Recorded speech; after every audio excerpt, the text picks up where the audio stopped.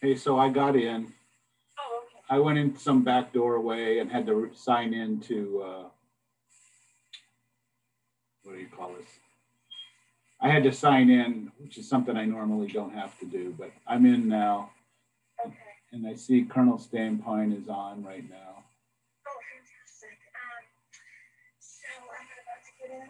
Okay, I'll let you go. It's okay. Yeah, and I'll see you later. All right.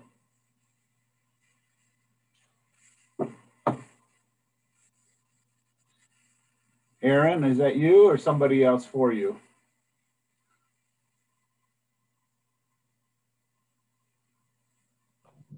Sir, can you hear me?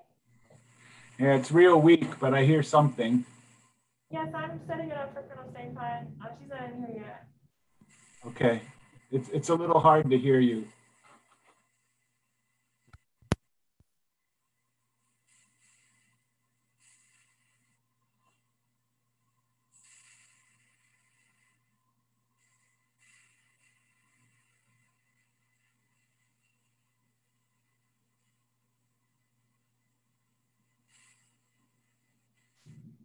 Can you hear me now, sir? Yeah, but you're coming in kind of weak. Is the microphone on the table there?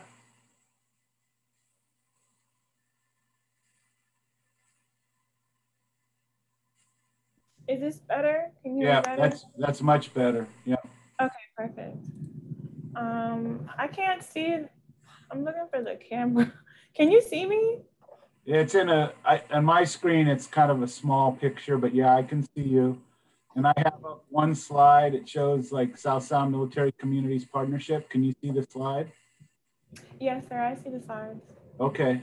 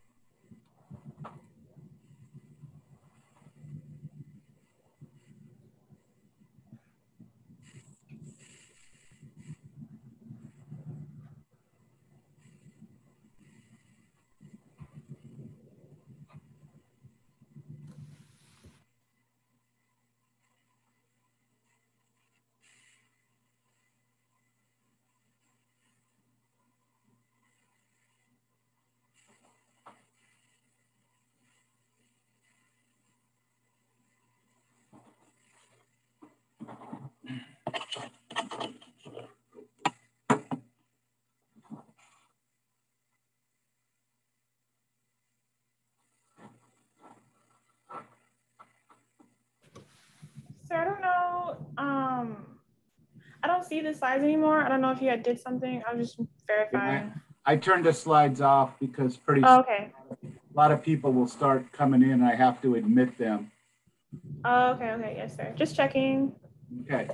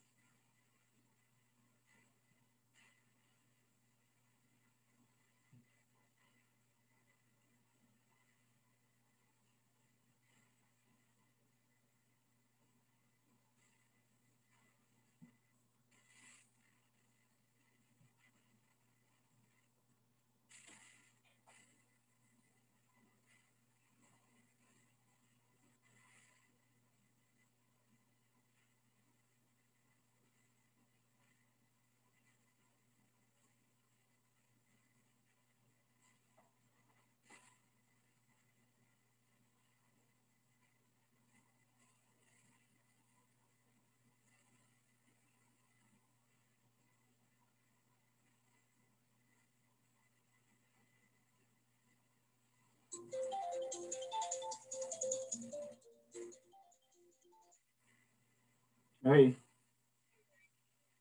No, not yet. Let me stop share.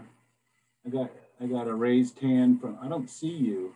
All I see is an office where Colonel Standpine's going to speak from.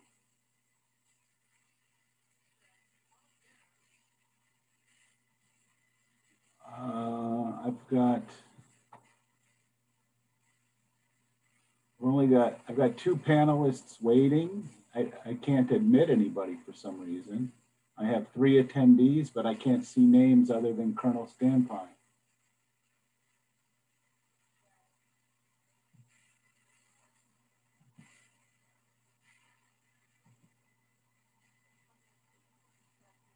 Yeah, I got people coming in, but there's no, okay, let me. Hey, Sky, I just let you in, but you're muted. Yep. Hey, can you hear us now, Bill? I can hear you, can't see you though. Yeah, let me make sure the camera's turned on here. Let's see. This will be more.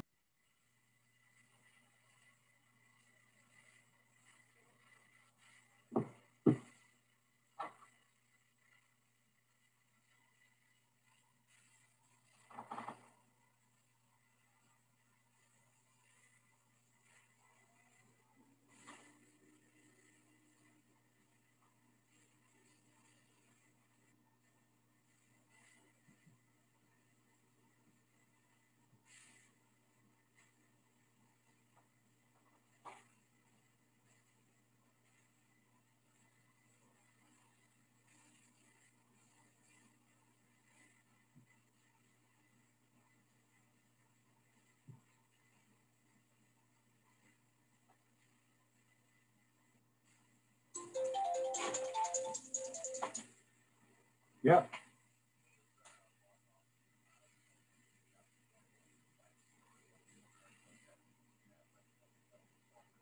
Okay, good enough. Thanks.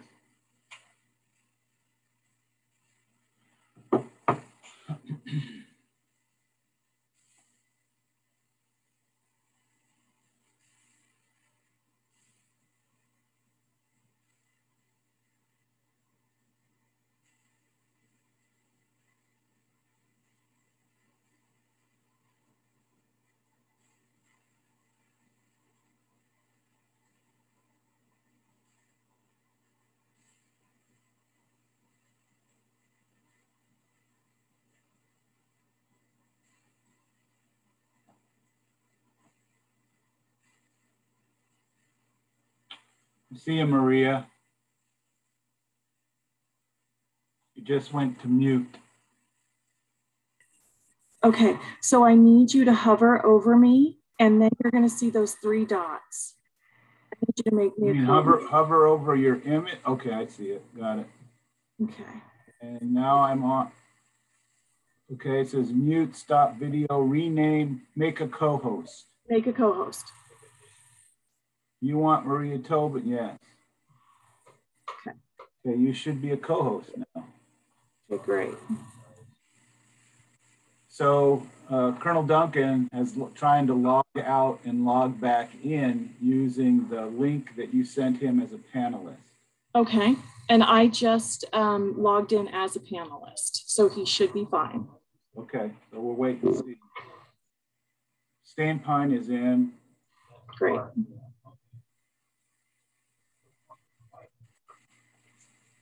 It's going to get real busy here in the next 20 minutes. Okay.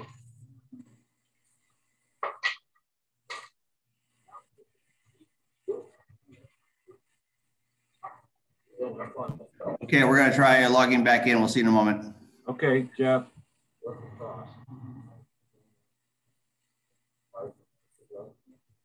You know, Maria, since we're in a webinar, I don't have a function to admit people. I think they're all coming in, and only the panelists that you've already sent a link to are going to be able to speak. So I don't really admit anybody to the meeting, right? That's cool. Well, I just changed the settings so that everybody's automatically going to join. Okay, all right. And that alleviates some of our you know, having to click a whole bunch of times. So it says Don Anderson is on, but I don't see him. Okay, you can click allow to talk. Oh, there he is. Anderson should be able to speak. Don, can you hear us? I don't see me. Can you hear me? I can see you and can hear you. Okay. We can see your profile picture. Yeah, Don. your profile. Okay, I have to get this opened more. Also, I left you a message this morning. I don't know if you got it. No. Okay, we had left you the gift and some speaker remarks on your desk at City Hall. Is that it? Oh, you can't see. You know, I'm not. Normally, I get the option of, there's a, Yeah, it's different this time because it's a webinar rather than a meeting. yeah, so I can't find where I turn my camera on. There's a camera thing. Really? Okay. Launch meeting. Maybe that's it. Can see you, Jeff. Can't hear you. You're on mute. So I just went to the link. Yeah, I thought we had to have a different kind for yours. No, it's standard like a home one. Hey, Bill, I think we're up now. This. Yeah, good. Thanks. That computer has a different one. Go and mute. I can't find the camera function to turn it on here. Maybe I don't have control of that. Usually when you first log in, you get that option. I just hit the link and it came up, and then I unmuted myself. Don, take a look at the bottom of your screen. On the lower left, you should see mute and then start and stop video. Yeah, that's what's not there. The start video button or tab or whatever it is. Do this all the time. That just kind of, the raise hands there, the mute's there, but not that. I'll go out and come back in and see what happens.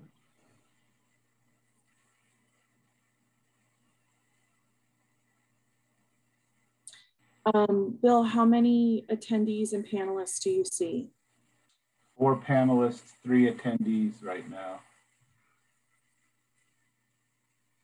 But I can only see, I think, the attendee names. I can't see panelist names. It's you and I as a host and co-host, and Colonel Stainpine and Colonel Duncan. I got Andrew Takata, Andy's from DuPont, Angela Jefferson, and Mark Cleveland. I have their names as, I guess they're attendees. Correct. Now, with my first time as doing a webinar, I don't know that we'll see their images. I don't think. I think only when they're allowed to talk. Okay.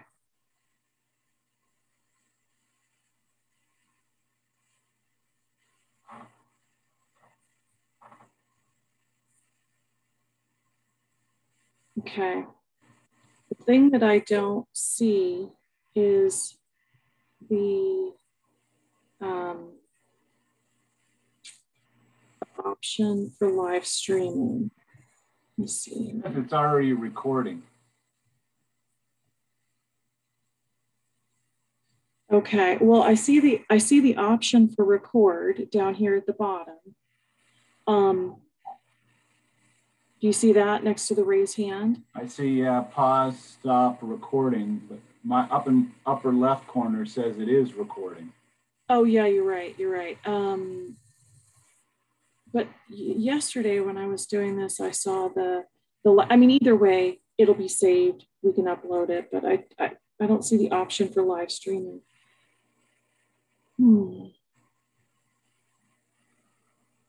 So I got 4 panelists and 5 attendees right now. Okay. Can you see all this stuff? Yes, I can see exactly what you're saying. Okay. Yeah. And when Shelly and Brianna get on, we're going to make them co-hosts so that if they see a legislator come on, they can upgrade them to panelist. Because that's function. Can you make them a co-host? Yeah. Okay. Yep. Giving me less to do is a good thing right now. Okay. I understand.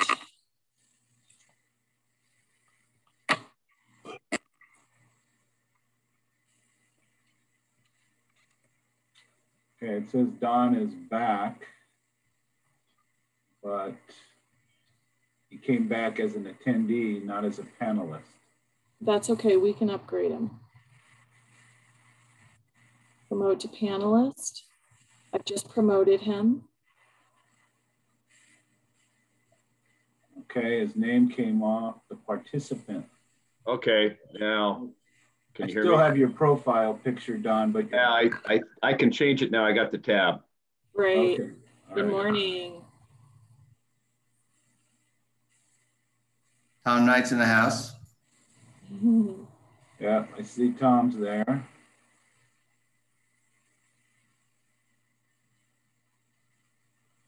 So did you get the stuff off your desk last night, Don?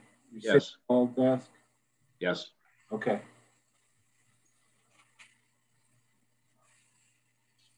I have printed the printed material already. Okay.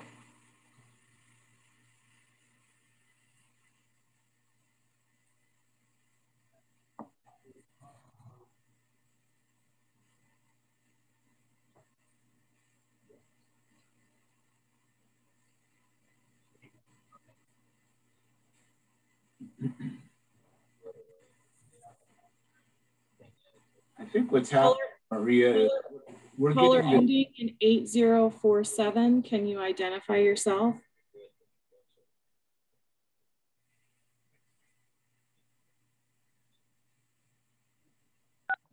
Michelle Matheson, Tacoma Chamber. I'm sorry, Okay. one more time, please. Michelle Matheson, Tacoma Chamber. Thank you. Hi, Michelle. Thanks for joining. Hi.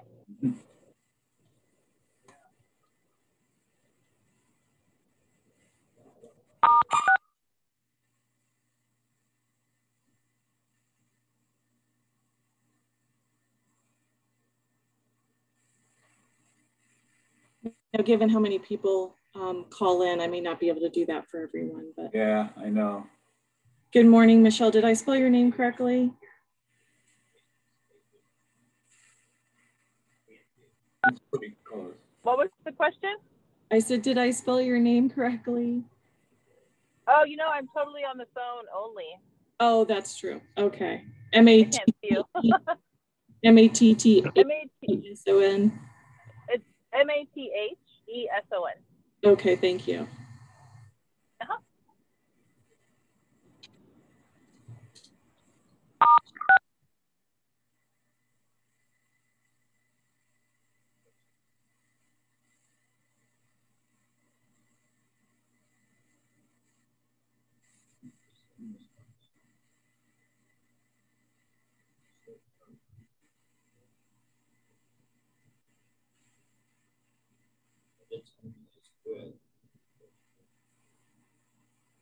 Hey, you're talking. Do you want the slide up with the SSMCP logos and stuff, or the agenda slide?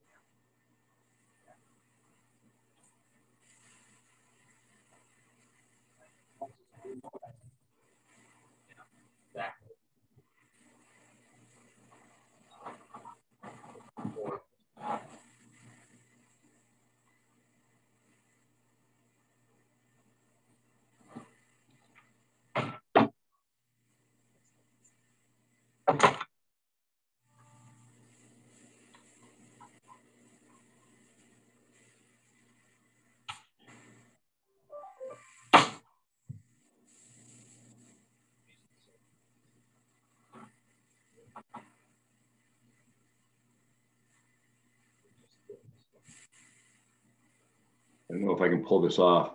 Let's see. No, bad light. You got to hold the image. That's the yeah, I think that there. Virtual SOS. Yeah. We needed to add that slide. Hopefully in November that'll come back.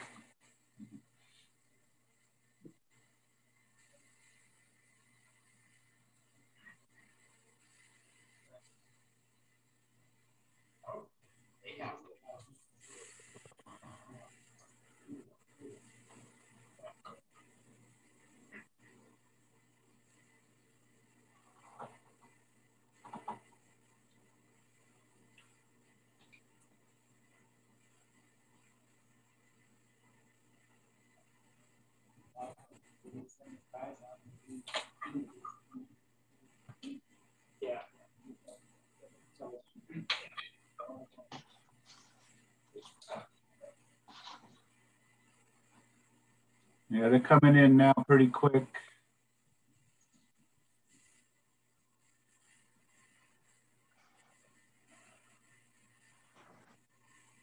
I just saw the Congresswoman come in. Thank you, ma'am. Good morning, everyone. Good morning. Good morning. Thing.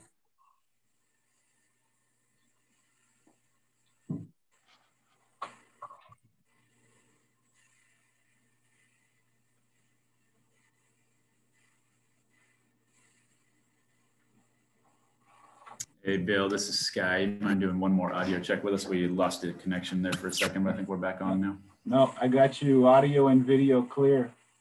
Yep.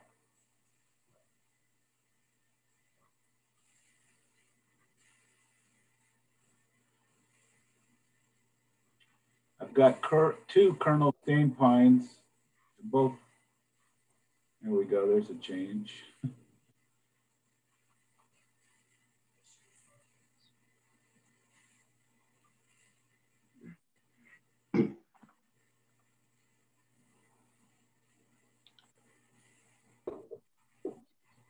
So Don, we're expecting something over 120 on attendees. We're at about 41 now. Okay, we'll tread water here a little bit.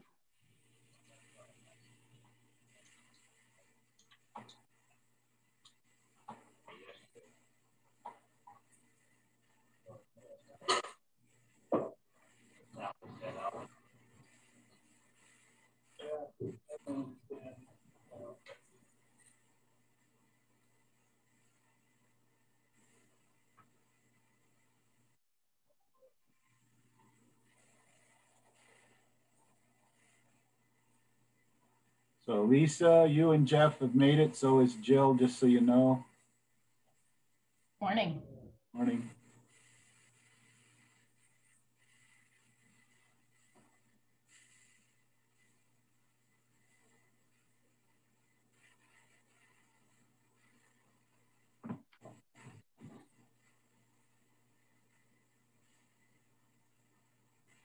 So we're about halfway there now. We got 60.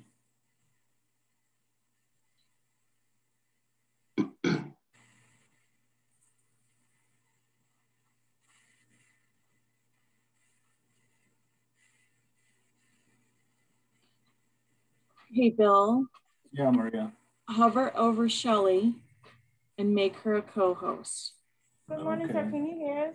She's under the panelist list. I'm not able to do it. Okay. Shelley is now a co-host. Thank you. Good morning. Good morning, sir. Can you hear us? How about Brianna? Are you already a co-host, Brianna? No, she's not. You'll need to do the same for her. Okay. It's Carol Stainpine with an audio check. Sounds good, Aaron. Thanks. Okay, Brianna, you're now a co-host. Thanks, you guys. Can we close this? Yeah, thanks.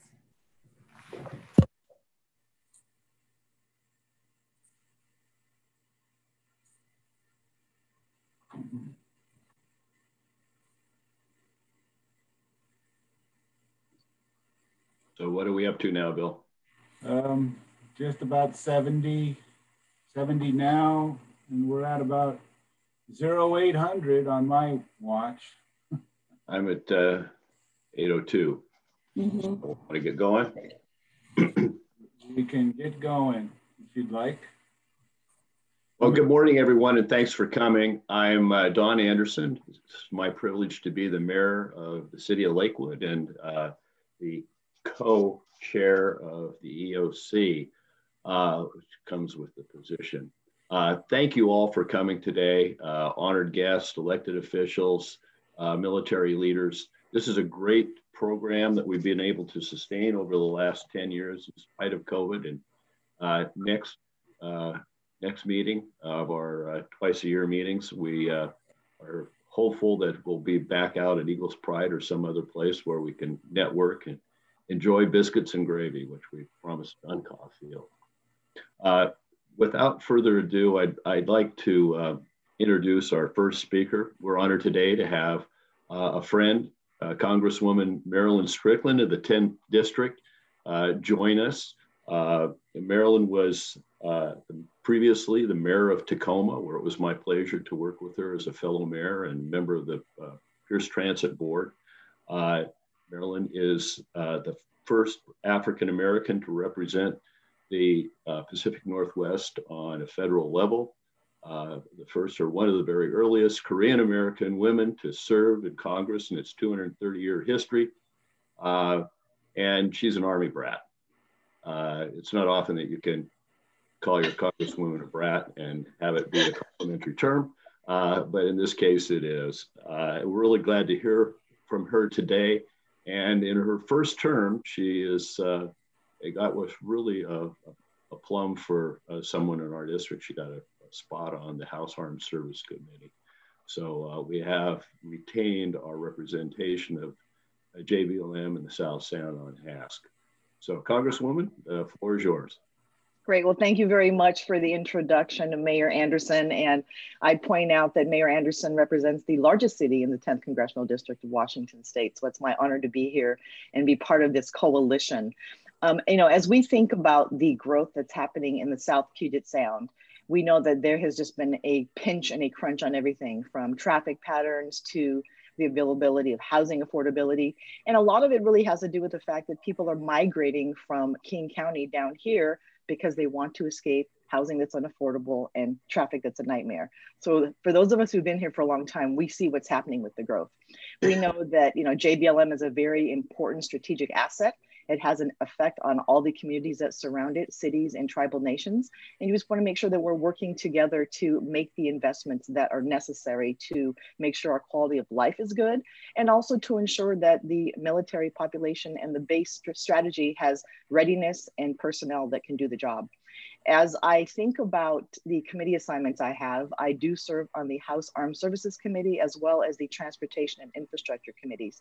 And when I talk about the Transportation and Infrastructure Committee, I tell people it is the least sexy headline grabbing committee you can serve on, unless of course something goes wrong and there's a headline about some tragedy. So as I think about the investments that we need, we know that up and down the I-5 corridor, whether it's the Nisqually River Bridge, it's the highway situation, it's making the investments in ingress and egress and exit and entrances, we have to make sure that the federal government is doing its part.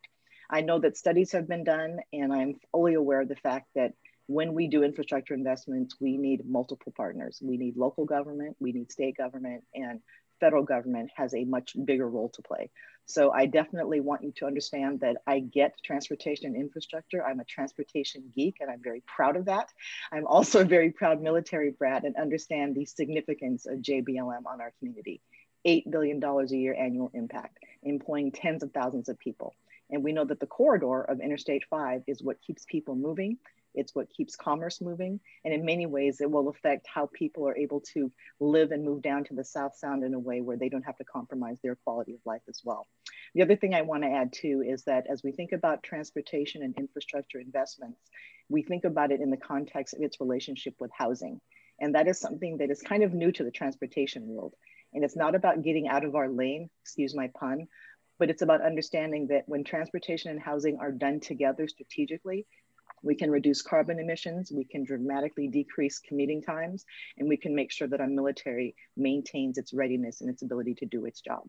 So I'm thankful to be here with you all today, and I would love to answer any questions you have to the best of my ability. But thank you for the work that you do, and thank you for being part of this important, crucial partnership. Well, thank you for joining us today. I know your time is extremely valuable. We will be calling on you from time to time, as you might expect.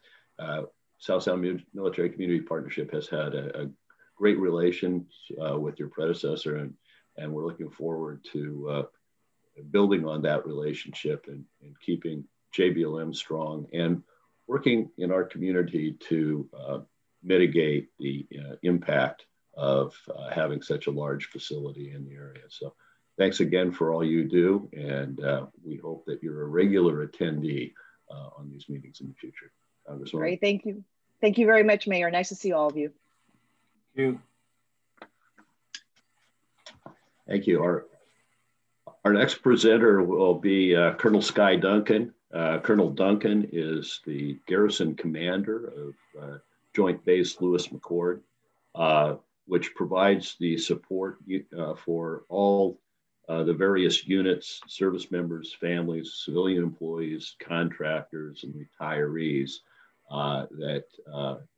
whose lives are either centered around or touched by the base. And that is an astonishing 292,000 people that in some way touch the base, and over 400,000 acres of land are under his jurisdiction. Colonel Duncan's been deployed twice to Iraq and also to Afghanistan and the Philippines. It's been a pleasure working with him. It's close to 2 years now, and he will be departing this summer to become the senior Army advisor to the Idaho National Guard in Boise.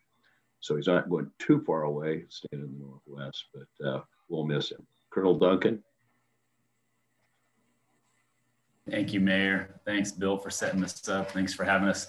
So thanks, I'm Colonel Sky Duncan. For those I haven't physically met in person, here in the room with me, we have Colonel Promotable Ellis from Corps. And we're on kind of a small camera, so hope you don't mind if we pivot a little bit. And then Colonel Pat O'Sullivan, Deputy Joint Base and 627th Air Base Group Commander.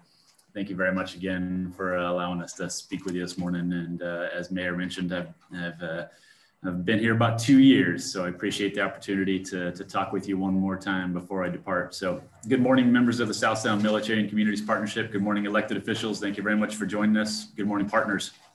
It's great to see you. And again, I'm Colonel Sky Duncan, Joint Base Lewis McChord Garrison Commander. Today is my last opportunity to speak with you before I turn over the command of this amazing installation. And as Mayor Anderson mentioned, I'm heading down to Idaho next, so not too far away. And this will kind of be my nearest home base, being an Army person. The nearest base is Mountain Home Air Force Base, but you know, I'm in the Army, so I'm going to be coming back to JBLM. So when I first took command 20 months ago, if y'all were there at Eagles Pride, I mentioned to you my 4 priorities that I had for the base: more joint, more family, more community, and more historically tied. Since then, we've made progress on all 4 fronts. And the more joint, we're very proud to have been partners in engaging and linking up even closer the wing and the core and the division on base, and we've seen the joint training increase quite dramatically, especially now that, of course, COVID has allowed a lot of that training to pick back up. We've delivered more services and become tighter in our community. As you know, JBLM is surrounded by 15 communities, and we mentioned to Congresswoman Strickland when she was out here about the 3 E's, which I'll hit here in a second. One of those is encircled, which is a good thing. We love being part of these 15 surrounding communities. The 2 most important of those are, number 1, Lakewood. So thank you again. This is a perfect opportunity. And number 2, Tacoma, being the biggest city that's just up the road from us. So we appreciate the partnership with those 15 cities, and then with the Nisqually tribe here locally. And as you heard in the intro, we also oversee Yakima Training Center across the mountains over there. So JBLM is a 4-part base. Yakima Training Center on the east side of the mountains, Lewis, Maine, where I'm talking to you from now, Lewis North across I-5, and McCord Field. And then so make JBLM more family oriented, and I'll talk about those here in a second. We've made some great strides there, and then more historically tied. This one we haven't done quite as much on. Obviously COVID took a little bit of our time. So we haven't been able to make quite as much progress on that, but my intent is that we continue to reinforce the importance of JBLM in the region. It's our historical ties. We've been here over 100 years. 2017 was our 100th year anniversary. We look forward to being here 100 more years and tying in the great contributions of the units on base, both Air Force and Army, and how we partner with the surrounding community. So I want to talk a little bit about some things we've done in the family progress. With our Lincoln Military Housing Partner, we've worked hard to renovate and upgrade JBLM's housing. We've funded and staffed our rental partnership program. We have a lot of partners off base, off the installation, that help us find housing for service members and give them a little bit of a discount and no security background check fees and all of that. That's been very successful. We've recently opened up the first children's museum in the entire DoD, and I know a lot of you were there for that. That was an amazing opening, and I think this is going to be probably bigger than JBLM, but we were proud to be the first. And it's been crowded ever since, by the way. I drive by that building, and there's always a line. We've replaced 2 partially collapsed culverts underneath McCord Airfield and turned it into a bridge. And in the meantime, we've returned it back to being a salmon-bearing stream. So a great example of maintaining readiness and improving the environment. Again, we love being part of this entire community. And throughout this entire time, we've ensured that we have prudent health considerations through COVID. And of course, we've followed right along with Washington State guidance on COVID mediation and COVID mitigation measures. And we're vaccinating our folks at the same rate or higher than the surrounding communities. And we're doing our partnership piece there. So I mentioned earlier 3 E's of JBLM. First one, so these are encroachment, encirclement, and environment. And these are essentially neutral and/or things that we keep our watchful eye on. So again, encroachment, encirclement, and environment. So encroachment it talks about the residential growth around JBLM. We love the fact that we're partnered with 15 cities around, and with the South Sound Military and Communities Partnership being the lead for all of that, a lot of those discussions. But as those communities build and look closer and closer to the border of JBLM, it is something we're keeping our watchful eye on. We want to make sure that we are continuing to enable JBLM to train effectively and to train like we fight. That means training at night. It means firing artillery. It means live fires 24/7. And while we can do a lot of that at Yakima Training Center, which does allow a little bit more freedom of maneuver and a little bit more noise to be had out there, it is too expensive to do those movements all of the time. So we want to make sure we continue, while that encroachment gets a little bit closer to the boundaries, we want to make sure those people that are purchasing those homes, building those homes, understand that they are moving next to an active military base and a critically important military base, as a couple of speakers have already mentioned. The strategic importance of JBLM to the Department of Defense and to the nation, situated perfectly up here in the Pacific Northwest. The second one is encirclement. So, we're surrounded by the cities, and JBLM is not going to get any larger. But as those towns continue to grow from DuPont, Lacey, Graham, Yelm, Puyallup, Tacoma, around the borders of JBLM, we know that we're going to continue. Even those rural areas will continue to be sort of built up at some pace.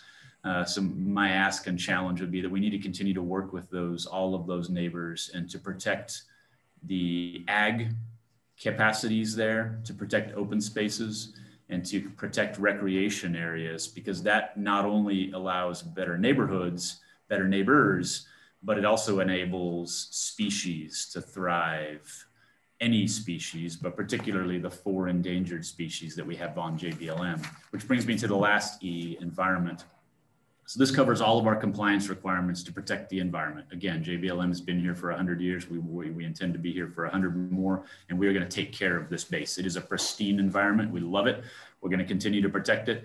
We do have those 4 endangered species on base, though, so compliance with the regulations is not the issue. We are wholly compliant with clean water, clean air, endangered species, et cetera, and we love supporting those. It's the fact that we want to ensure in the future we have more agility and flexibility to be able to train on the 97,000 acres here at JBLM and the 330,000 at Yakima Training Center. And one of the main concerns we actually have there is the illegal activities on base, the illegal dumping, the illegal camps that some folks set up, the illegal harvesting of native plants and trees.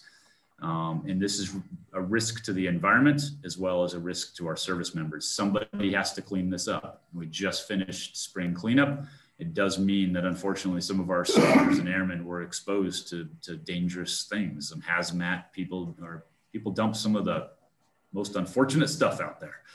And it puts our service members at risk. So we're continuing to work with Pierce County and Thurston County, and we're making great progress on cleaning them up, protecting them from being channelizing them so they get less dumps, and protecting them for the next 100 years.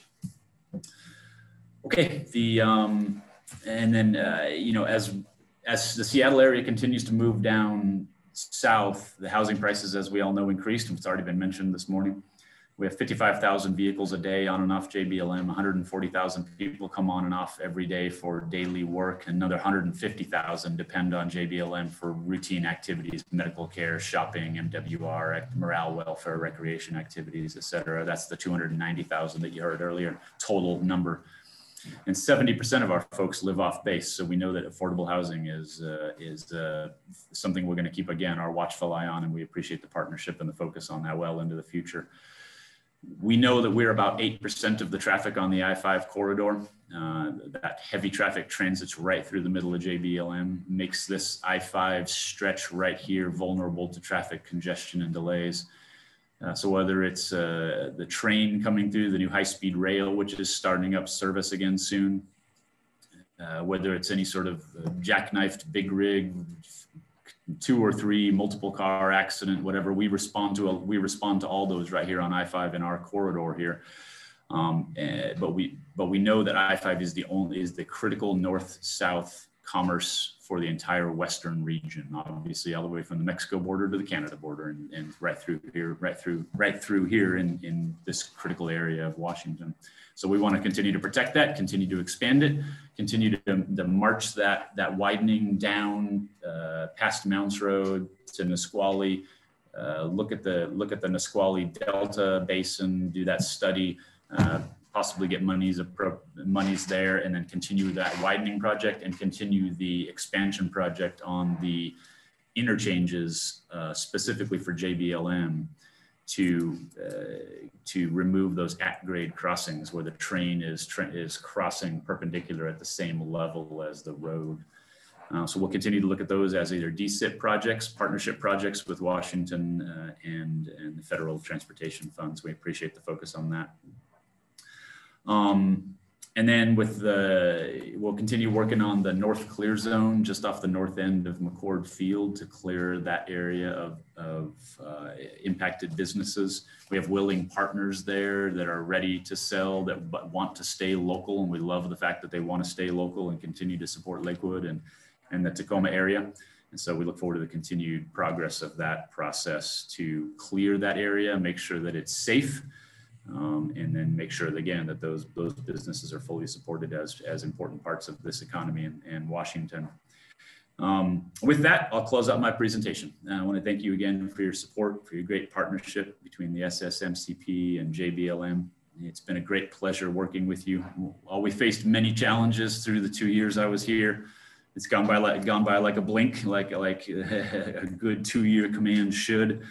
But I love the partnership with our surrounding communities and especially with SSMCP. I'm sure my successor and his command team will appreciate the awesome support you provide. Just as Sully, my deputy, did, Colonel Phil Lamb will be coming in to replace me this July. 14 July is the change of command date. So I look forward to seeing y'all in the meantime on ceremonies here. There's a lot of changes of command going on across JBLM this season. So I know I've seen a couple of you there already. I look forward to seeing you even more, and then hopefully you can attend the change of command in July as well. Thank you again. Thank you, Colonel Duncan. We appreciate your service and your outreach. It's been a pleasure to coordinate with you in these rather unusual times. So hopefully if things get back to a bit more normalcy in your next assignment. At this time, we'd like to call up, and keep him muted, and recognize Tom Knight, the Chief of Staff, Senior Civilian at JBLM. So can we get Tom to come virtually to the podium here?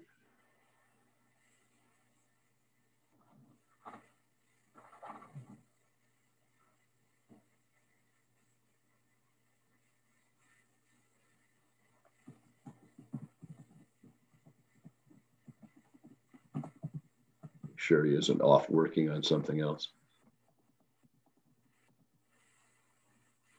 There we go. Is that better? Yeah, I see him up. You turn your camera on, Tom? Oh, didn't know it was off. Maybe he has to be promoted, Maria. I'm sorry, guys. I'm stumbling around here, but I don't know what else I would need to do on this. Lower left, start video. And if it doesn't show up, that means that you need to be promoted to a panelist. Bill, can you hear me? We can hear you. Okay. Yeah. I'm sorry. I can see you guys, and I apologize for any glitches on my end. Well, Colonel Tom Knight, retired, is going to retire again this summer. And it's going to be a great loss to JBLM and this particular organization. Tom has had an extraordinary 40-plus year career of federal service, 30 years as active duty Army officer, where his assignments included infantry, special forces, and civil military operations. He has helped make JBLM the station of choice for thousands of members of both the Army and the Air Force, and has shown a great commitment to working with the 17 surrounding communities and the members of the South Sound Military Community Partnership. Tom has been the glue for the last 14 years as base commanders, garrison commanders cycle in and out. Tom has been a consistent, steady hand on the helm, and I use that word advisedly, and you'll see why later. His contributions have included assistance in coordinating our efforts with the legislature to get $500 million for the I-5 JBLM corridor, working to get the memorandum of agreement that we have to get funding for the clear zone from the Air Force, working with Congressman Hack and our communities and the establishment of the Defense Community Infrastructure Program, working with the office formerly known as OEA, Office of Economic Adjustment, which is now OLDCC. I don't know what we're going to call it, but on various projects, including traffic, housing, light pollution, schools. Notably, he has shepherded through $2 billion worth of Milcon construction on base during his tenure, and his glue helped hold the system together through the difficult process of joint basing. And while joint basing has been roundly criticized, when I have traveled to other places, it's acknowledged that the best joint base as far as working is Joint Base Lewis McChord. And a lot of that has been Tom's doing. So we're going to miss Tom greatly. We have a small token of appreciation. If I can put this up. And the Fortunes Parade and the Clear Zone are the two graphics. The coins are the front and back of the SSMCP challenge coin. And the inscription says merely Tom Knight, SSMCP plank owner, 2011 and 2021. I want you to know that I didn't have anything to do with the selection of that language. It was Army Colonel retired Bill Adamson. When I took over for my predecessor, Doug Richardson, retired Army Brigadier General, I told him I needed assistance with Army acronyms, having been in the Navy. I looked at the Army lexicon that Doug gave me, didn't say plank owner anywhere. And the definition of plank owner is a crew member at the time of commissioning of a Navy ship. But since this is a joint base operation, I am sure that Tom will take that as a compliment. But he was here at the beginning and helped build SSMCP one plank at a time. We're going to miss you greatly, Tom. I'm going to give you a short time for rebuttal here. We'll take your mute off, but I'd like to give Tom a great round of virtual applause. Thank him for all he's done and wish him well in retirement. You know, he's when his artificial joints are willing, he still plays hockey. So we know he's going to be doing something. Tom? Thank you, Mayor Anderson. I sincerely appreciate your kind words and thoughts. And the comparison that the Navy has anything to lose to the Army on acronyms, that's pretty funny. In truth, I've actually already retired, so I'll just admit to everybody that I have a shirt on, but probably what I'm wearing underneath that, you guys might question. I don't actually have any pants on, so that's just one for the SSMCP. And it has been an honor and a pleasure working with everybody all these years. And I would just say that the partnership is great evidence that some problems are bigger than one organization or entity.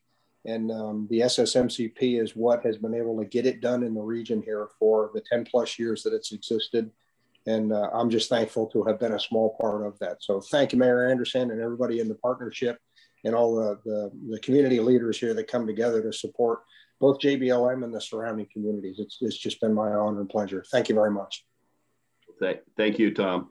You're going to be greatly missed, but I'm sure you've trained someone up to do a great job in your absence. We're looking forward to that. Our next presenter will be the Senior Air Force Component Leader, Colonel Erin Stain-Pine, who is the 62nd Air Wing Commander. She's been with us a while because she was a Deputy Commander before then.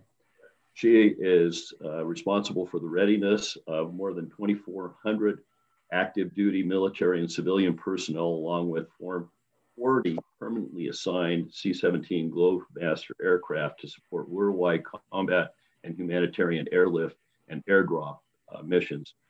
I don't know if this is still accurate, but I know not too long ago, 40% of the utilized airlift capacity of the armed forces was the directly provided by those 40 C-17s. Colonel Steinpine serves as I said, as a 62nd Air Wing Commander and the Senior Service Component Commander, representing the interests of 7,000 total airmen to the Joint Base Partnership, and works with the surrounding community. She is obviously, in her position, a rated pilot of some great experience, and her next assignment is going to be as the assistant to the Undersecretary of the Air Force. Colonel Steinpine.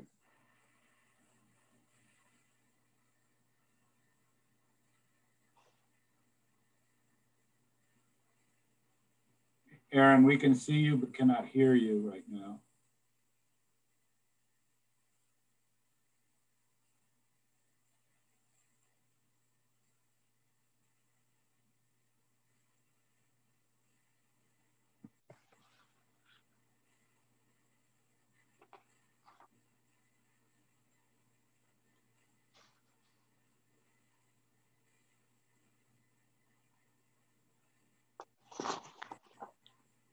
Tom check from Colonel Steinpine.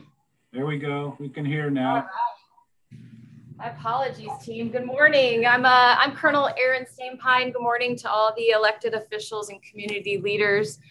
Thank you for the opportunity to address the council this morning, and I'm honored to continue this partnership. I know there are a few new faces on the call, and so for those I have not had the opportunity to meet, I am Colonel Aaron Steinpine. I'm the commander of the 62nd Airlift Wing and the Senior Air Force Commander on Joint Base Lewis McChord. And I really am extremely thankful for the ongoing efforts of the SSMCP, which I truly believe are helping to improve the quality of life for both service members and the civilian residents in our communities and of the tribal nations. Before I talk about the airmen on JBLM, I feel like I'd be remiss if I didn't say congratulations to Congresswoman Strickland, not only on your election, but also on your selection to the HASC. And I also want to thank Mayor Anderson and Mr. Bill Adamson, who continue to serve in numerous capacities in our community. When I spoke to this council about a year ago, we were in the midst of really kind of the first wave of the pandemic. We were also repairing half of our runway that had been compromised due to large sinkholes that Colonel Duncan talked about a little bit earlier. I'm really happy to report that our proactive measures against COVID have helped keep our case rates within our population amongst the lowest in the Air Force. We're currently vaccinating, and I'll share with you that we're more than 50% vaccinated at this point, with more and more airmen accepting the vaccine every single day. And our runway is also back up to full capacity. Beyond just repairing the runway, the project included, as Sky mentioned earlier, the construction of a fish-friendly waterway, but also the removal of some groundwater contaminants. And I'm really proud of the efforts that the Corps of Engineers has made to ensure that we take care of the environment around the airfield. Over the past year, our airmen have done some really amazing things in spite of the challenges they've faced. We have moved almost 40% of the total strategic military airlift for the Department of Defense with the 40 C-17s that sit here on Joint Base Lewis McChord. We are currently deployed. We recently received deployment orders in order to support President Biden's order to withdraw from our forces from Afghanistan. And I fully expect we will do that in an orderly fashion and complete that this summer. The wing was recently evaluated in our nuclear airlift operations, and the inspection team's findings reflect the best results in history for the 62nd Airlift Wing.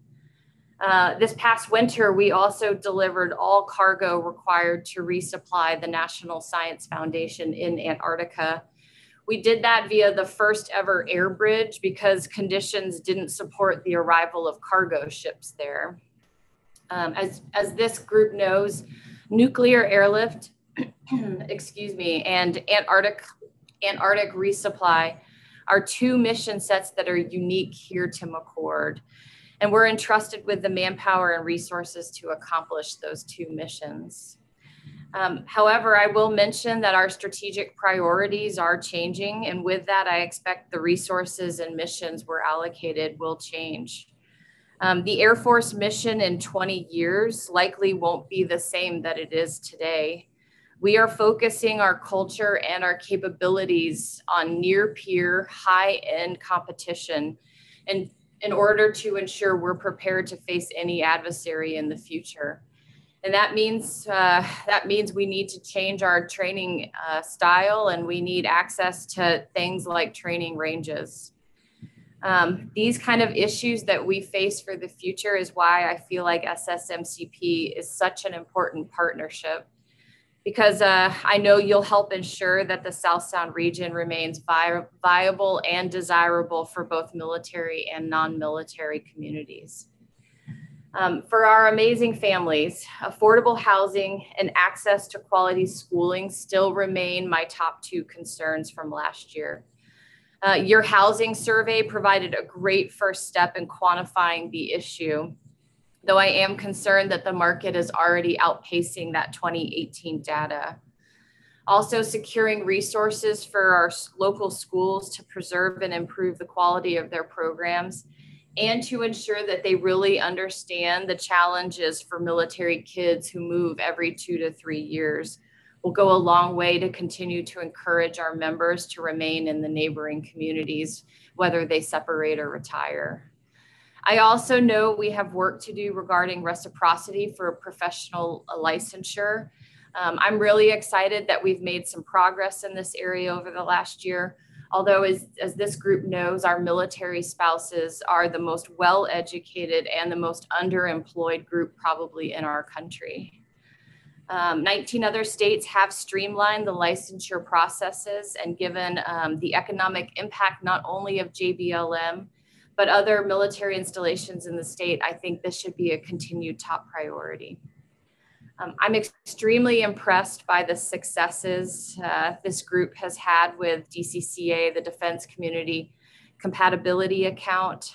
The SSMCP sponsored projects comprise the majority of the lists submitted to the state legislator, and I'm hopeful that these efforts will secure funding for critical infrastructure and policy proposals aimed at improving public safety, conservation, and traffic flow.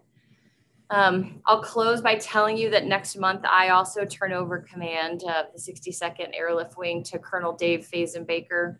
I know that he will be a great partner with this organization, and I'm also a little bit jealous that perhaps he'll have the opportunity to do much more of that networking with each and every one of you than I did due to COVID during my command.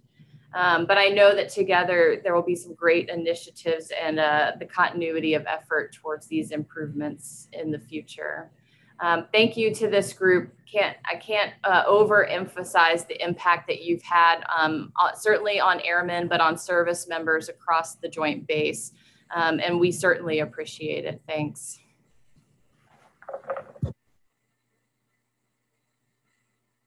Thanks, Aaron. Don, you're muting. Yeah. Yeah, thanks, Colonel. We really appreciated your participation. And one of the goals of SSMCP, of course, is to make sure that the community knows the great mission of the Air Force component here at JBLM, and that it isn't always overshadowed by your big brother next door. So I thank you for pointing out those critical, unique missions. And I would note that about 2 years ago, I landed in Christchurch, New Zealand, and I looked out the window when I got through customs. There was a 62nd Air Wingtail. It was like you were home. It's just across the freeway, just across the road. So thanks for all you do, and great luck in your next assignment. You want to take the next couple of items, Bill? Sure. Let me jump to share screen here and get us on track. Thanks to everybody's remarks. They were very appropriate.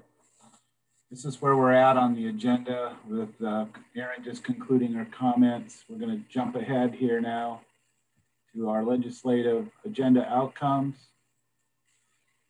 So the purpose of SSMCP's engagement in the legislature is really twofold.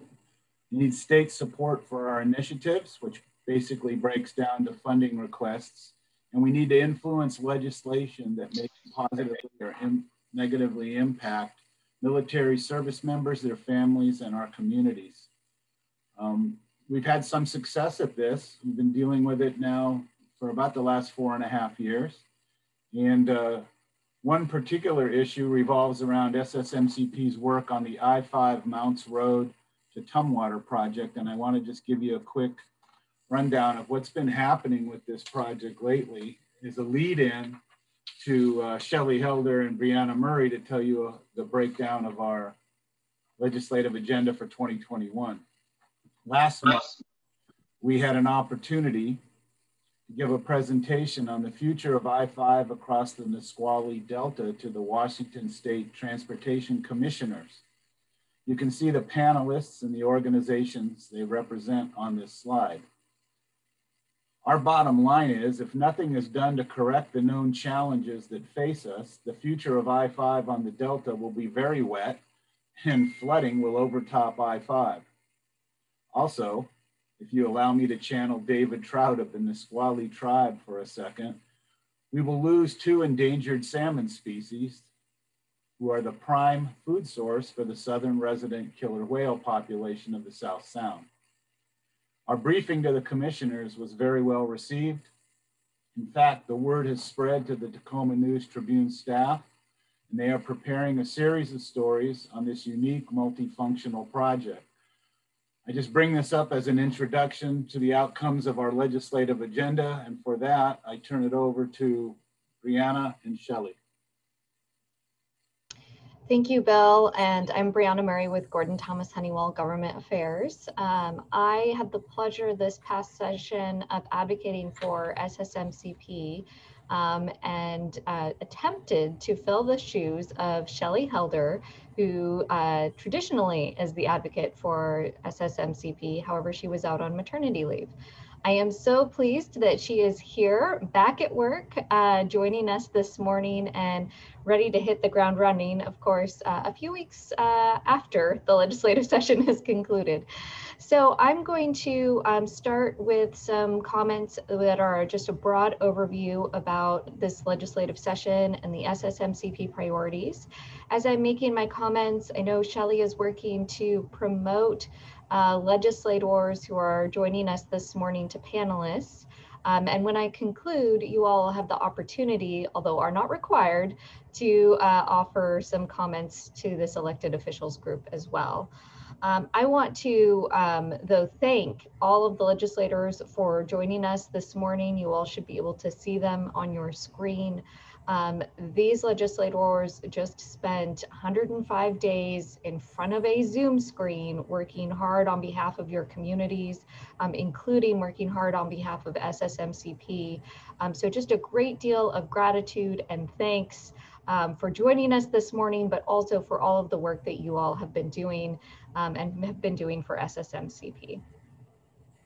So with that, I'm going to jump into just a brief overview of the legislative session and legislators. I am trying to fit into a window of time here, so I'm going to be succinctly trying to capture this and encourage you all to add on to things that I miss in my effort to be brief. So as I mentioned, the legislature convened for a long legislative session, 105 days, almost entirely virtually, which had its own set of challenges. However, you all managed to get a lot of work done in a virtual session. 1,400 bills were considered, and about 340 of those passed into law, and the legislature adopted biennial operating, capital, and transportation budgets. Within that, SSMCP had really 2 primary requests, one being within the capital budget and the other being within the transportation budget. In the capital budget, SSMCP requested that the state fund the Defense Community Compatibility Account, the DCCA, in the capital budget. This is an account that the legislature passed legislation to get created in previous years, but has never funded. And so we asked for the legislature to allocate funds into that account and provided an associated project list.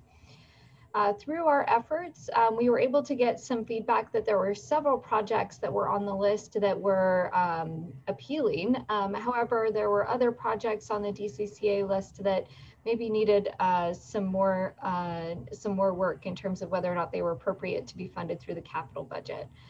So the legislature chose to fund the projects in the DCCA account that fit through a direct appropriation rather than through the account. So very exciting news that 5.5 million was allocated to the Lakewood Water District to address PFAS contamination concerns, and 1.4 million was allocated for the North Clear Zone acquisition efforts. I want to note that the 1.4 million for the North Clear Zone acquisition funding, that was not included in either the House or Senate capital budget proposals, and really required a Herculean effort that was led by Senator Conway, but had great support from Representative Leavitt, Representative Kirby, and many others in getting that particular appropriation across the finish line within the capital budget. The other notable thing about the DCCA account is when the legislation passed creating that account, it directed Commerce to create a project list and submit that project list to the legislature by a set deadline. Unfortunately, the deadline that the statute says that project list must be submitted doesn't sync up with the biennial budget cycle. So Senator Conway sponsored a bill to adjust the report deadline. That bill went through Senator Hunt's committee and also through the Capital Budget Committee in the House, which Rep. Leavitt sits on, and made it nearly across the finish line, but unfortunately did not pass. The good news is that the bill was able to be integrated into the capital budget through a budget proviso. So Department of Commerce will be preparing the project list for the DCCA account in a timely fashion prior to the beginning of the 23-25 biennium, so that it all syncs up. In addition to the requests around the capital budget, there was also requests in the transportation budget. The requests were twofold. The first was that if there is no additional new state revenue for transportation, the SSMCP requested $7.5 million in order to continue work on the I-5 to Mounts Road project that Bill highlighted just before I started speaking. In addition to that, if the legislature did undertake the task of developing a transportation revenue package, a request was for $204 million to be allocated, which would allow that project to get much further along and for construction to get underway.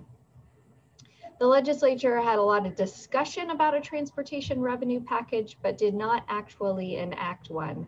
And so instead, we had the current law transportation budget, and through some great leadership from Representative Barkas, who serves as ranking member on the House Transportation Committee, there was $5 million included in that budget to continue work on the I-5 to Mounts Road to Nisqually project, which, given the limited transportation funding available within that budget, is a significant success. And I'll also just note that Senator Nobles also serves on the Senate Transportation Committee and was a great advocate for us as we were working in the Senate to get funding allocated and included in the Senate transportation budget, and Senator Randall as well. I see her on the screen also. So I will conclude there with a note that the legislature got a lot done this session and got a lot done on the specific SSMCP priorities, but there is a great deal of more work to be done, as is always the case. And with Shelley coming back, which is just excellent, we are already thinking about what and how can SSMCP do to prepare for the 2022 legislative session. And so I open the floor to legislators to offer not only any comments or highlight items I may have missed about this past legislative session, but also to offer any advice that you may have to all of these elected officials as we move forward to the future. And before I do so, I just want to again reiterate just a profound thank you to all of you. And I tried to do some call outs for some specific things, but each and every one of you really did play an integral role in helping SSMCP accomplish their priorities. And thank you so much for joining us this morning and for all of your work over the past legislative session. So I'll stop there, and it's an unmute and chime in system, so feel free to talk over one another. And I see that Senator Conway may have beat you all to the punch and has unmuted himself, so maybe we start there. Thank you, Brianna. I just want to thank you and Bill Adamson for staying engaged with the legislature during the session. I know Bill was several times testified on bills. I can't say how important that is, because between all of us, we made these things happen. And my only observation really is, and I've talked with Bill about it, is the need for us to broaden the concept of the South Sound Military Group to other parts of the state. It seems to me that we need to embrace Kitsap County and certainly Spokane County and other counties that have military presence, so that when we bring our issues to the legislature, we have other allies, just not the Pierce County delegation here, but the allies throughout the state. And so Bill and I have talked about that. I appeal to some of the elected officers here who represent some of these urban organizations in our state to encourage other parts of our military establishments and the communities next to them to develop this kind of South Sound approach, because I think it increases our clout in Olympia and allows us to do more. Okay, so thank you. Wonderful. Thank you, Senator Conway. And I think I saw Rep. Barkis's hand go up next, so we can go to him. Good morning, everybody. And this is bringing back, I'm having some stress, anxiety of being on Zoom meetings again and having to raise my hand. And thank God nobody told me to unmute myself, because that was the #1 thing said during the 105-day session is Representative Barkis or Representative Kirby, you're muted. I just want to thank the group for doing such excellent work. And I have, to Senator Conway's point, I couldn't agree more.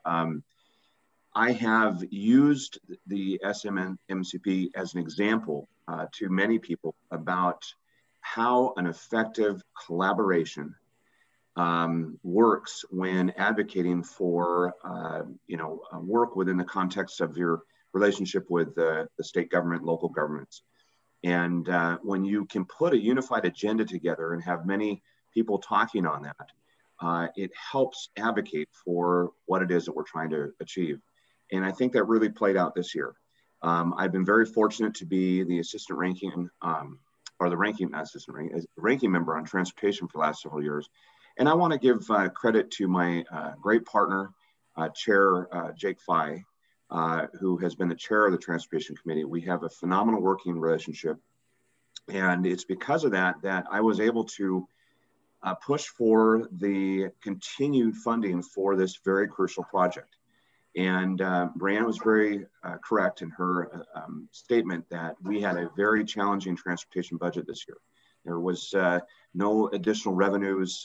We had to make a lot of tough choices. We had some fortunate help with the federal dollars that came in.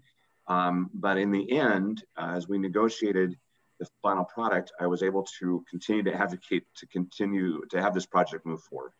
And secondarily, as you know, there is talk of a transportation revenue project. There will probably be work this interim. I'm hoping to be at the table that we can continue that in a bipartisan tradition. But the reason that the larger dollar amount is in there is because that I asked to put that in as a placeholder for any continued discussion of any type of a broader revenue package. So anyway, it's great. Continue to do the great work you're doing. I'm happy to be part of this and serve with my colleagues. I want to just also say congratulations to Shelley for the additions to her family, her and Matt. Just thrilled for her and glad to see you back. And Brianna did a phenomenal job.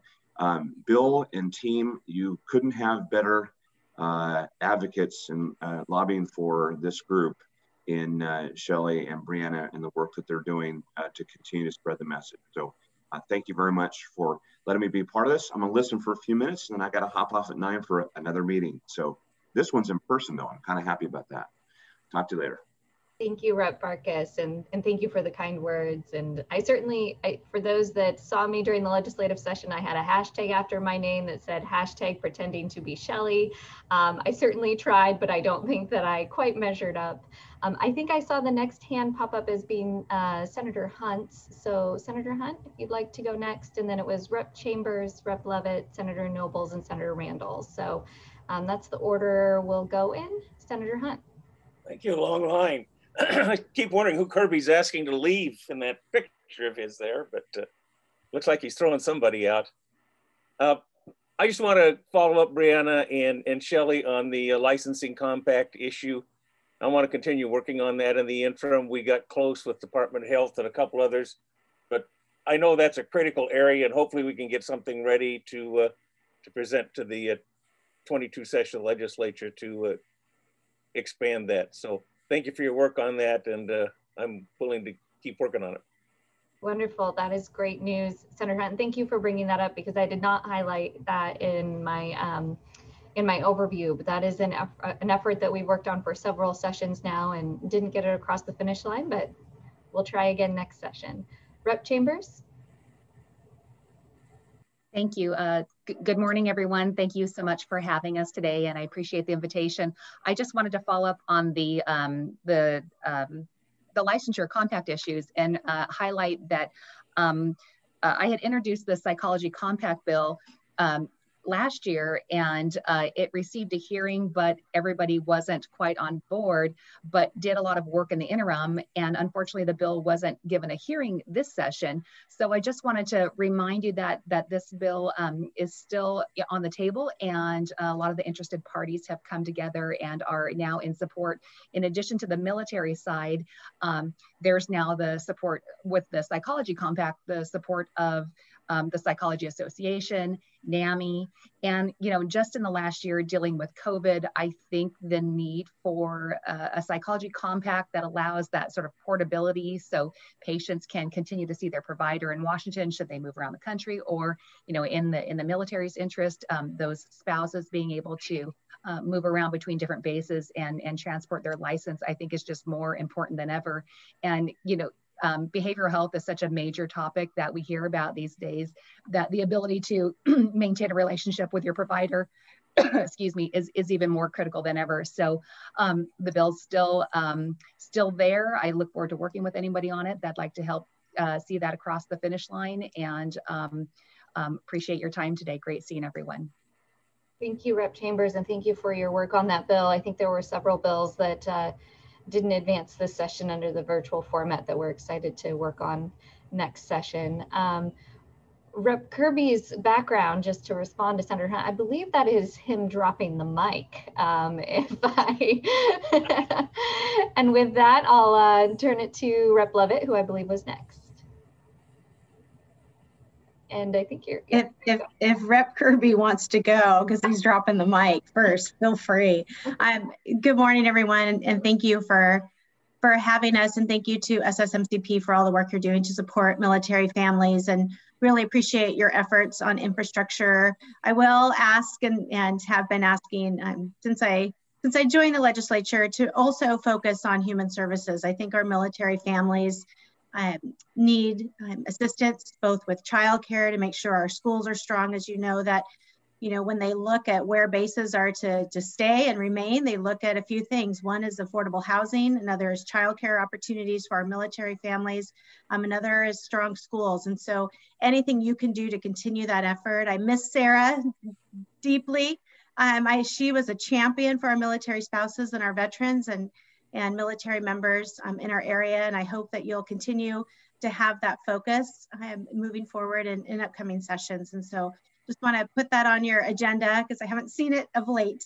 And I know in our Zoom world, it was difficult to do. The other thing I would say is anything SSMCP can do to raise the elevation on vaccinations and to use your platform and those that you are working with and our member city colleagues to use your platform to encourage folks to get vaccinated. We've been asking for data from the military to get a feel for how many of our soldiers and military families are going to the VA, are going to Joint Base Lewis McChord. I know several of the members in the 28th from DuPont and Lakewood have used those services to get vaccinated, and having that data and then also encouraging folks to do the work that we need to do in Pierce County to get our numbers down would be great. So thank you for all your great work and challenge you to keep focusing on other things as well. Thank you.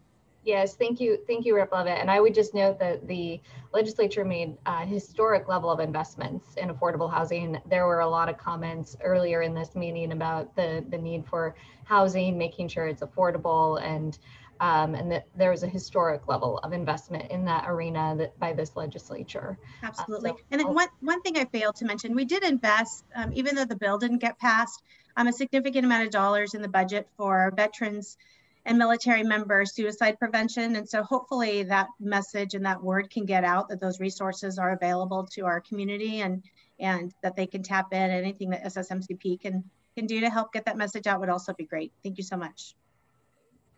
Senator Nobles. Thank you. Good morning, everyone. I first want to introduce myself. I'm Senator Tawana Nobles, newly elected as Senator to the 28th Legislative District, and really want to invite you all to continue working with me. I know I'm a new senator and was hidden behind this Zoom screen my very first session, but I really want to be a good advocate on issues related to helping our military spouses to find employment and childcare for our military families. If you don't know, I was a military spouse for 16 years. We were stationed to Fort Lewis. That's how we ended up in this area. And I attended the University of Puget Sound. Both of my parents served in the Army. I'm an honorary commander currently now for the Air Force Base. My mother, in fact, her entire life has struggled with mental health issues, but because she's a veteran, she goes to this program and she lives in Tennessee, and I may be getting the name of it wrong, but I think it's like Operation No Man Left Behind. Somebody text me or email me if you know the accurate name.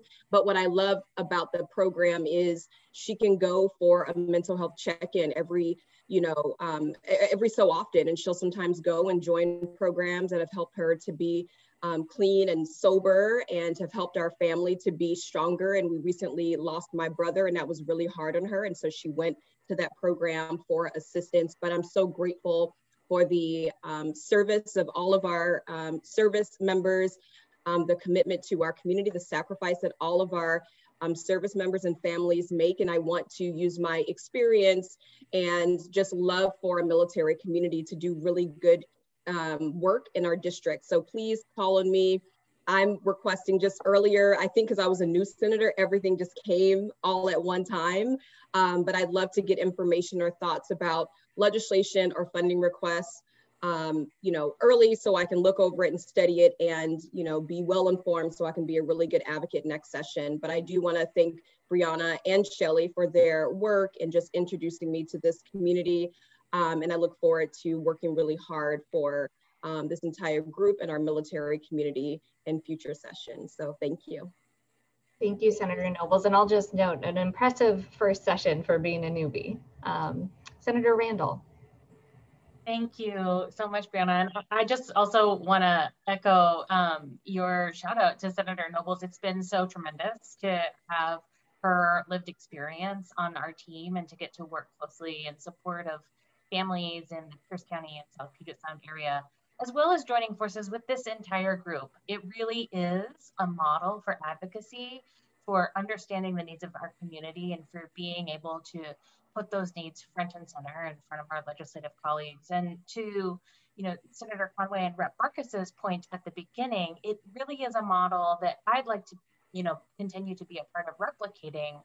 And one real moment of success, I think, is some of the work that we've been doing with the Navy and the Puget Sound Naval Shipyard around the Gorst Coalition. It's an area where we have intense transportation needs, both due to sea level rise, to traffic, to base traffic. And we've been able to look at the great success of the South Sound Military and Community Partnership to think about how we wanted to build our coalition and advocate for those really important defense and community needs. So excited to have learned from this group to continue advocating alongside you and to keep working, especially as Rep. Levitt said, for those human services and quality of life needs for our active duty military members and their families, as well as our veterans. One of my most exciting early bills was an LGBTQ veterans coordinator at the Washington Department of Veterans Affairs. And while they weren't able to hire due to COVID and budget cuts, I think that's something that we'll see coming on the line soon to be another support for our veterans communities all around the state.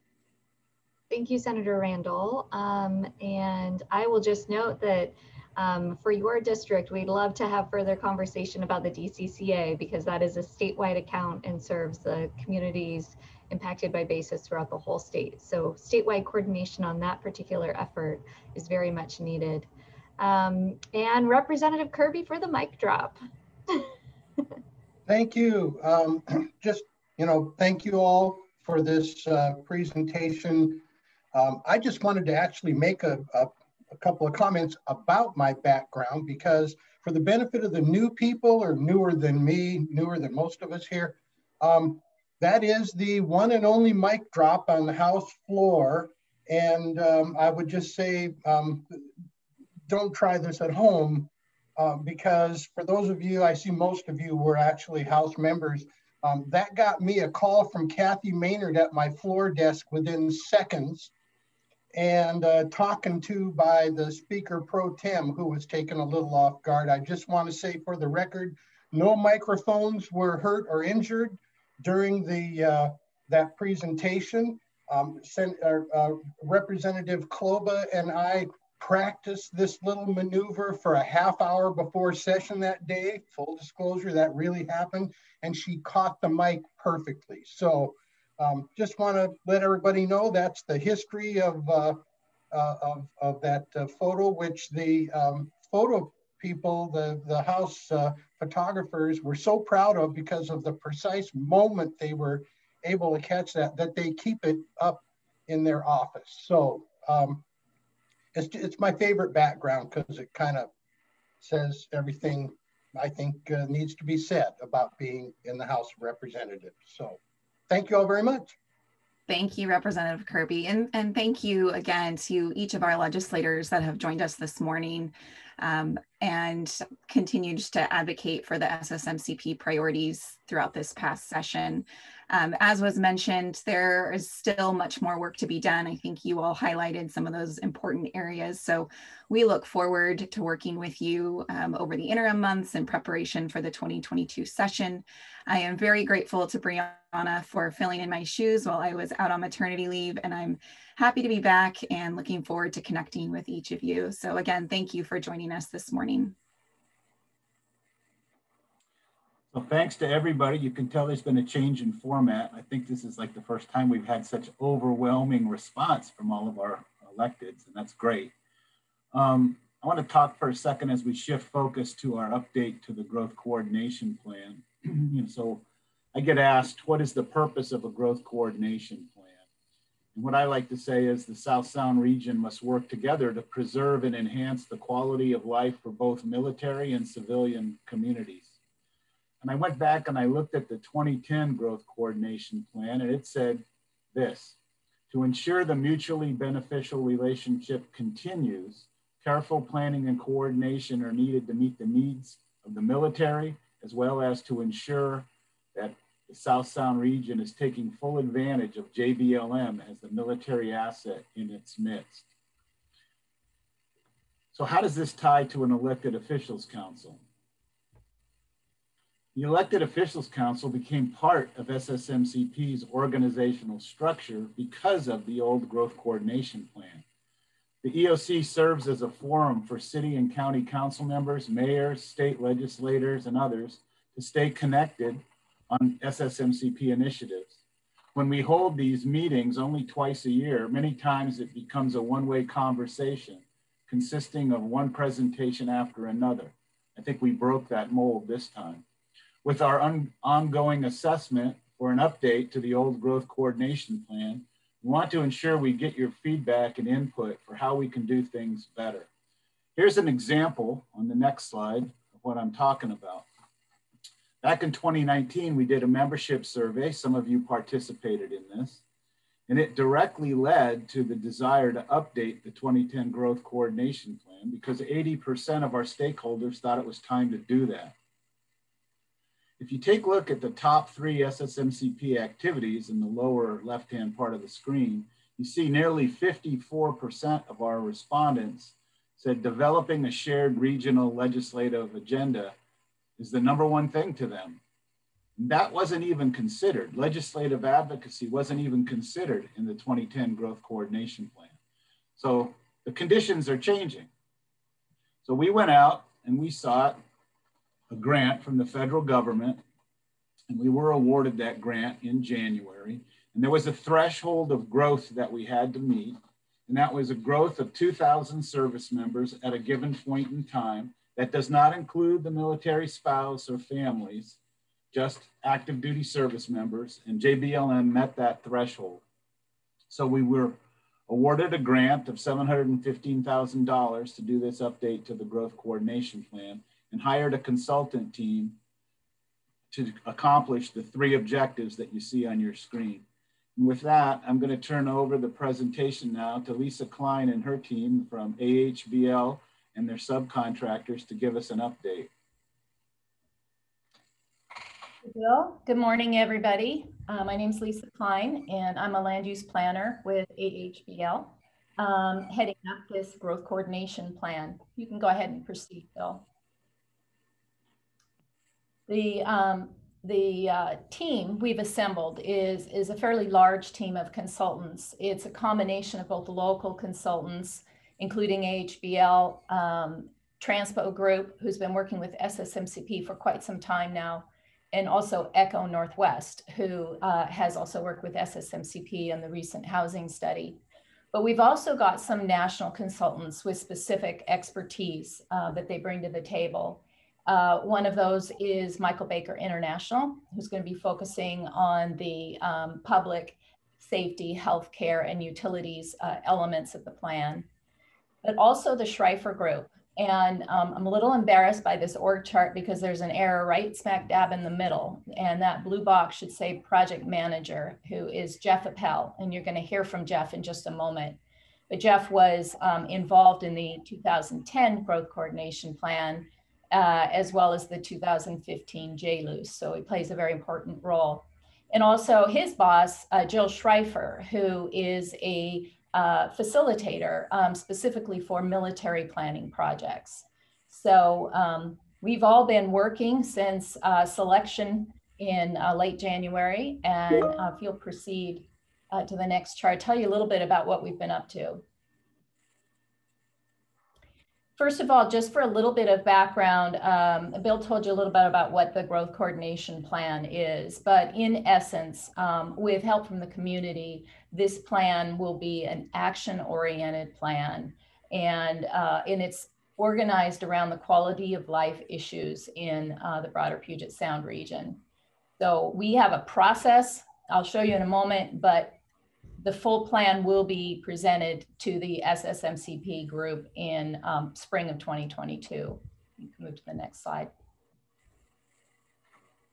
Per the grant, we have specific resource areas to cover. This aligns with the 2010 Growth Coordination Plan that you see on the left here: transportation, economics, land use, education and childcare, quality of life, utilities and public safety, and healthcare and social services. There's a group that we're working with to complete this plan. The consultants have been working with getting started and will throughout the process.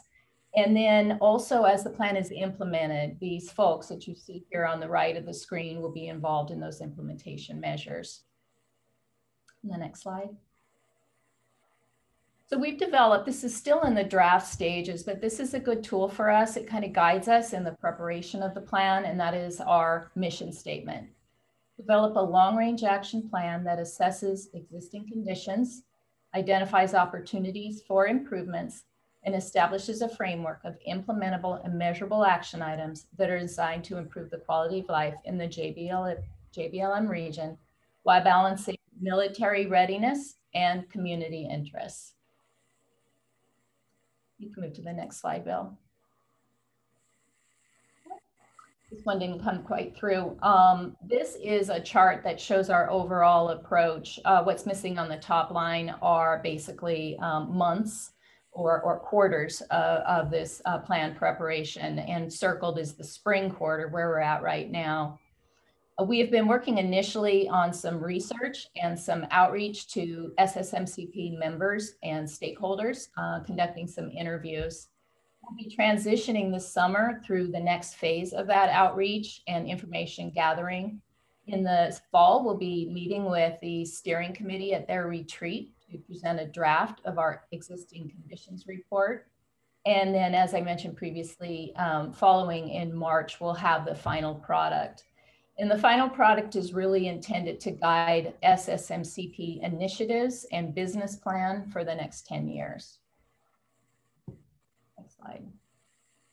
So the outreach that we've been conducting, so far we've spoken with about 26 different folks. Those comprise of SSMC members, legacy stakeholders who are involved in the original 2010 plan preparation, as well as state and federal legislatures, many of the people who are here in the audience today.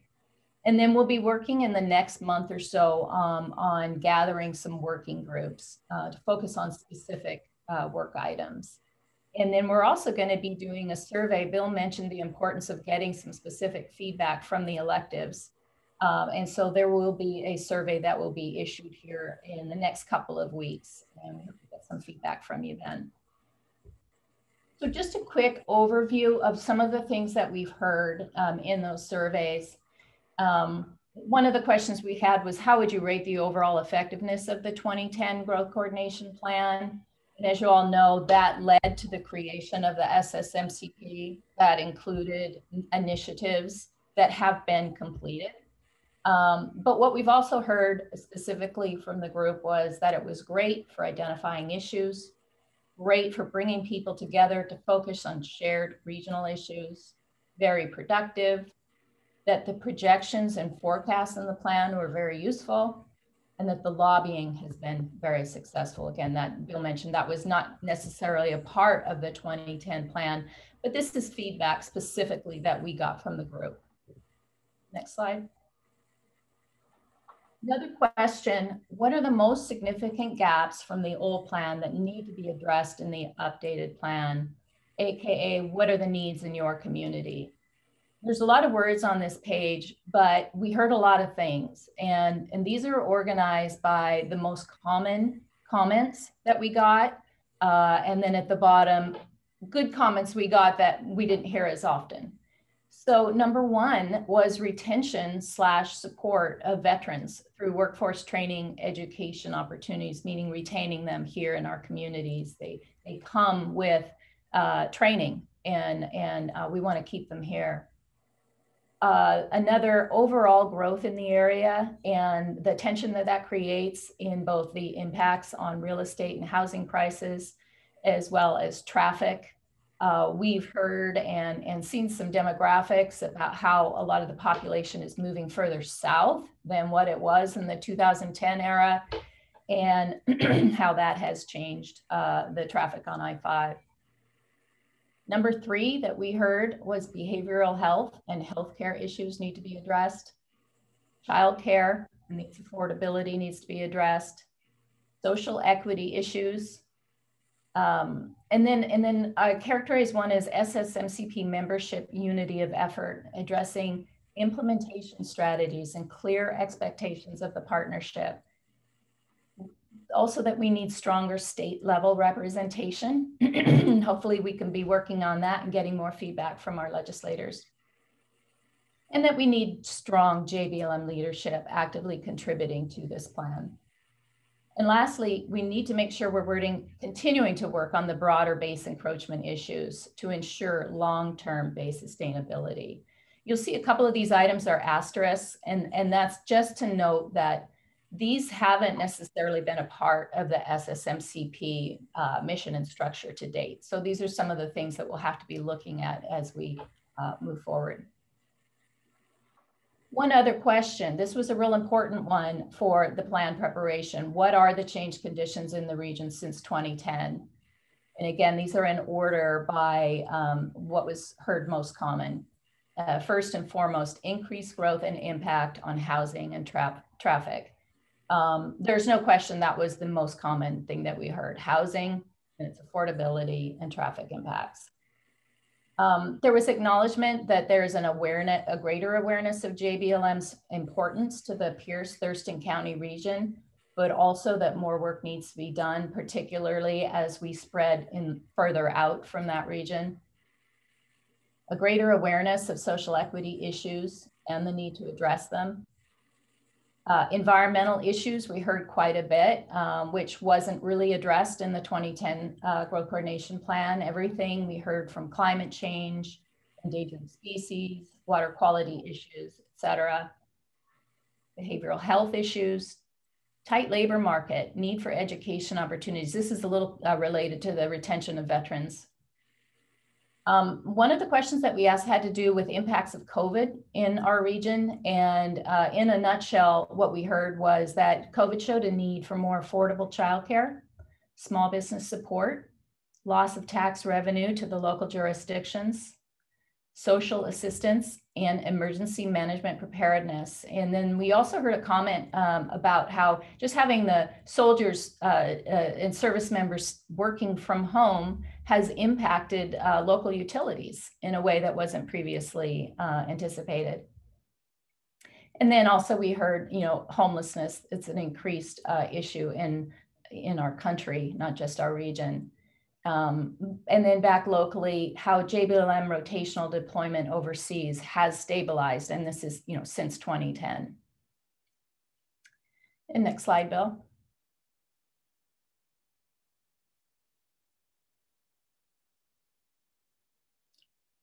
Thank you. So I am going to transition now to Jeff Appel with the Schrieffer Group, who's going to talk about the stakeholder engagement plan portion of this project.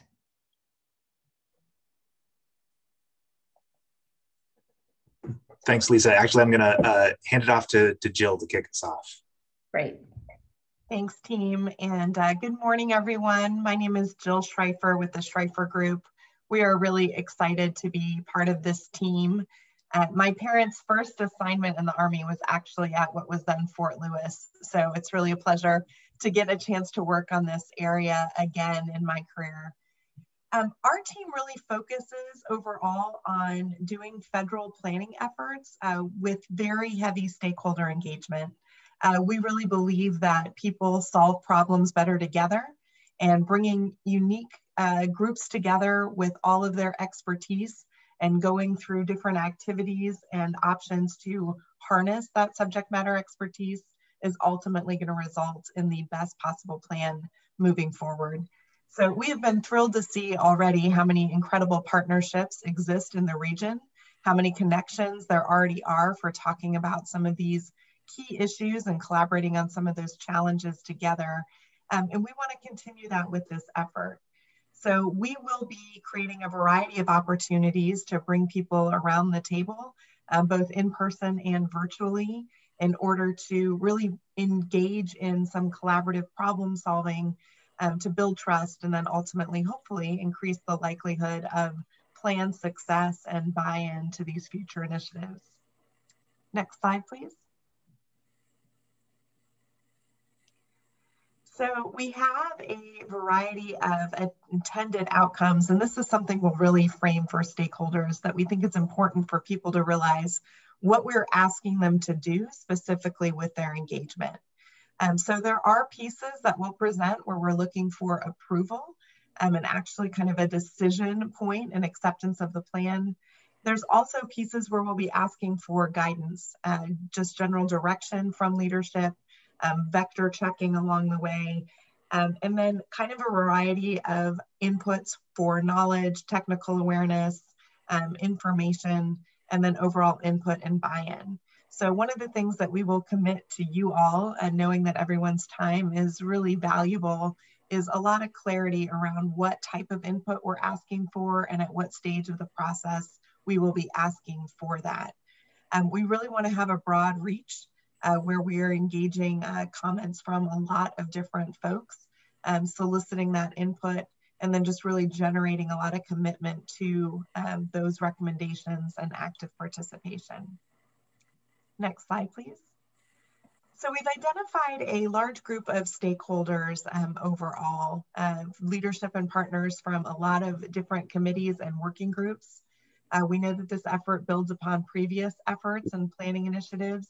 We want to include legacy stakeholders from that effort as well. And then we have a lot of subject matter experts that we've identified that we want to rely on for some of their technical input and expertise. And then finally, the general public, and knowing that there are a lot of residents in the region, a lot of people really connected to the military population.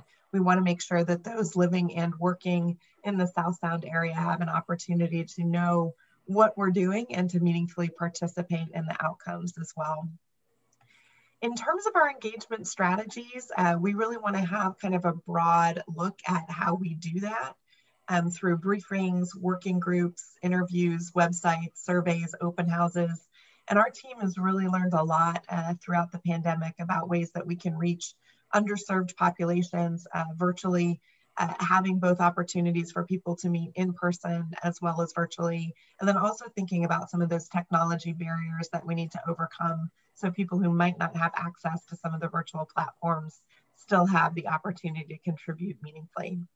So I'm going to turn it over to Jeff to talk a little bit more about our website and what we've been doing there so far. Okay, thanks, Joe. We're real tight on time, Jeff, so this. No problem. I'll wrap this up real quickly. So we just have a couple of things that we're in the process of developing or deploying to do some broader public outreach and engagement.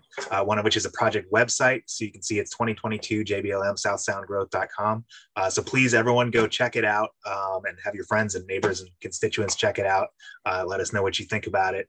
And then feel free to sign up for notifications of the project. So we'll use this site to provide information about the project as we go through the process.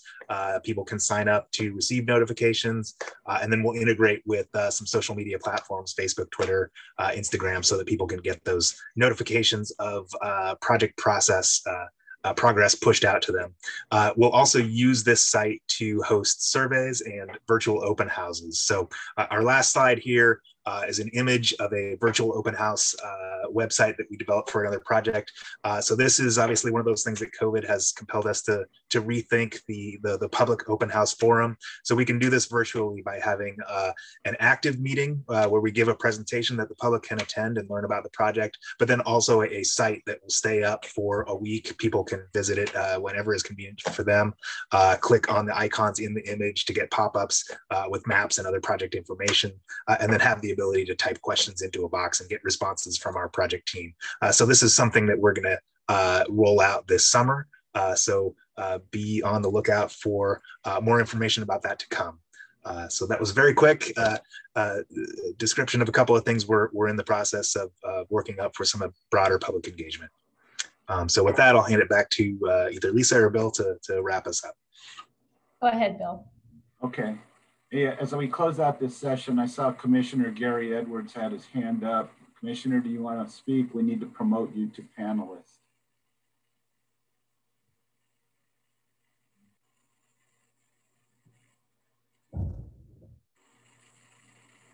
Okay. Nothing. Bill, can you hear me? There we go. Yes. Go ahead, Commissioner Edwards. I heard childcare numerous times this morning. And I just wanted to let you know that you can have your folks maybe check in with the county manager here. Late last year, we passed legislation to make it much easier to have childcare facilities located in the areas where people are going to be living. So I just make mention of that. Maybe we can do some combined efforts with the state to make it a little easier while still maintaining protection for young people. But just wanted to pass that on for you. Thank you, sir. So our second to last issue has to do with a new diversity issue that the Association of Defense Communities has started. We had the CEO, Tim Ford, on earlier, but I think he might have had to break because we've gone a little long. I'll just tell you this, what we know about it. When communities and military are working as one, we can make a difference. There's a tremendous opportunity to shift our collaborative efforts to a new level of impact. The Association of Defense Communities believes that a one community approach will foster a new level of military community collaboration to tackle the major issues facing our nation and national defense. The first phase of this initiative included a national survey aimed at studying how the military perceives the communities in which they live when it comes to these issues. And you can see on this slide, the next phase is how we address this locally. And SSMCP is looking to develop how we would engage with a local survey as indicated on this slide. We get ready to close this out now because we're down to our time. There's some upcoming events that we're going to be holding. Note the steering committee retreat. Note the behavioral health care for August. And the next elected officials council, 18 November, which should be at Eagles Pride Golf Course. And with that, I'll turn it over to Don Anderson for closing remarks. I just note on the equity initiative, the Department of Defense has indicated that the results of studying this issue will be part of any future BRAC that they intend to make basing decisions in part on at least the perceived attitude of the service members as to their acceptance in the local community. And there's some indication that that's going to be an initiative for some time. So we're anxious to see what we are perceived, how we are perceived, and see how we can improve that. So more to come.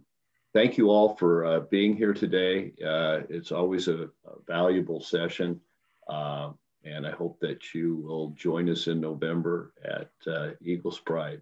So have a good rest of your day. Thank you. Thank you.